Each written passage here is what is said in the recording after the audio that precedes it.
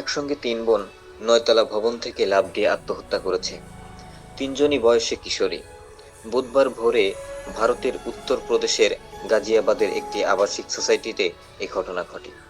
এনডিটিভির খবরে বলা হয়, তিন বোন একসঙ্গে লাফ দেওয়ার সময় আশপাশের বাসিন্দাদের অনেকেই ঘুমিয়েছিলেন।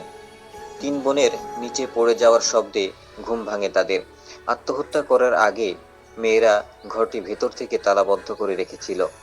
তাদের পরিবার যখন ঘরের দরজা ভেঙে তাদের বাঁচাতে প্রবেশ করে, ততক্ষণে লাফিয়ে পড়েছিল ওই তরুণীরা। নিহতরা হলো বিশিকা, প্রাচী ও পাখি।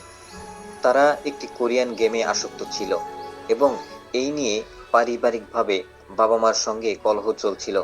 মূলত করোনা মহামারীর সময় থেকে তারা অনলাইন গেমের প্রতি ভীষণভাবে আসক্ত হয়ে পড়ে।